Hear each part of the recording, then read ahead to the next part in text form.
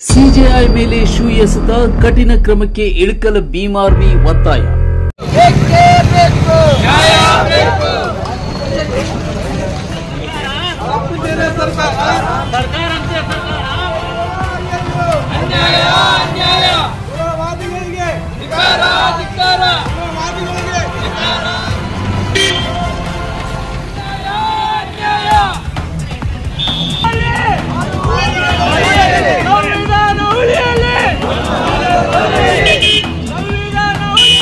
ನ್ಯಾಯಾಧೀಶರಿಗೆ ಊಟನ್ನು ಎಸೆದು ಅವರಿಗೆ ಅವಮಾನ ಮಾಡಿರುವಂತಹ ಘಟನೆ ಬಹಳ ಖಂಡನೀಯ.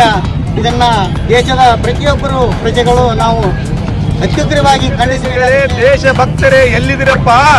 ಸಂಘ ಪರಿವಾರದವರೇ, ಚಡ್ಡಿಗಳೇ ಎಲ್ಲಿದ್ರಿ? ನ್ಯಾಯಾಂಗದ ಮೊರೆ ಹೋಗ್ತೀವಿ. ಆ ಒಂದು ನ್ಯಾಯಾಂಗದಲ್ಲಿ ನಡೆದಂತ ಘಟನೆ ಏನಿದೆ, ಬಿ.ಆರ್. ಗವಾಯ್ ಅವರಿಗೆ ಒಂದು ಬೂಟ್ ಎಸೆಯುವ ಒಂದು ಕೃತ್ಯವನ್ನು ಏನು ಕಿಶೋರ್ ಅವರು ಮಾಡಿದ್ದಾರೆ, ರಾಕೇಶ್ ಕಿಶೋರ್ ಅವರನ್ನು ಇಲ್ಲಿವರೆಗೆ ಯಾವುದೇ ಪ್ರಕರಣ ದಾಖಲಾಗಿಲ್ಲ. ಬ್ರಿಟಿಷರ ಕ್ರಾಸ್ ಬೀಡ್ಗೆ ಹುಟ್ಟಿರುವಂತ ಒಂದು ವಿಷ ಬೀಜ. ಯಾರು? ರಾಕೇಶ್ ಮನುವಾದಿಗಳು ಒಬ್ಬ ವ್ಯಕ್ತಿಯನ್ನ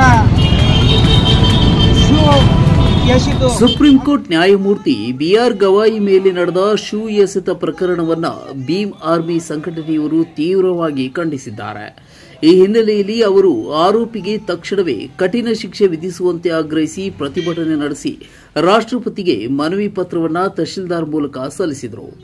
ಮಧ್ಯಾಹ್ನ ನಗರದ ಡಾ ಬಿ.ಆರ್. ಅಂಬೇಡ್ಕರ್ ವೃತ್ತದಲ್ಲಿ ಕಾರ್ಯಕರ್ತರು ಸೇರಿ ಅಲ್ಲಿಂದ ಪ್ರತಿಭಟನಾ ರ್ಯಾಲಿ ಪ್ರಾರಂಭವಾಗಿ ಎಸ್ಆರ್ ಕಂಠಿ ವೃತ್ತಕ್ಕೆ ತಲುಪಿತು.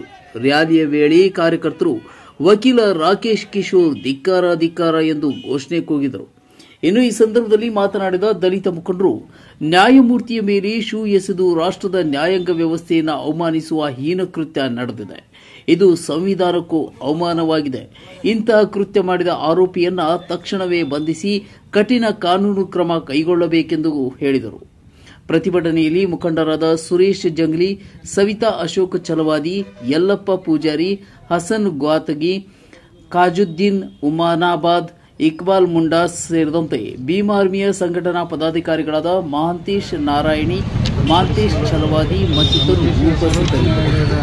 ಮುಖ್ಯ ನ್ಯಾಯಮೂರ್ತಿಗಳಾದಂಥ ಶ್ರೀ ಬಿ.ಆರ್. ಗವಾಯ್ ಅವರ ಮೇಲೆ ಆದಂಥ ಒಂದು ಅವಮಾನವನ್ನು ಖಂಡಿಸಿ ಅವಮಾನಿಸಿದಂಥ ವ್ಯಕ್ತಿಗಳ ವಿರುದ್ಧ ಶಿಸ್ತು ಕ್ರಮ ಜರುಗಿಸುವಂತೆ ಆಗ್ರಹಿಸಿ ಮಾನ್ಯ ಗೌರವಾನ್ವಿತ ರಾಷ್ಟ್ರಪತಿಯವರಿಗೆ ಮನವಿಯನ್ನು ಮಾನ್ಯ ಜಿಲ್ಲಾಧಿಕಾರಿ ಮುಖಾಂತರ ರಾಷ್ಟ್ರಪತಿಗಳು ಕ್ರಮಕ್ಕಾಗಿ ಸಲ್ಲಿಸ್ತೇವೆ ಅಂತ ಹೇಳಿ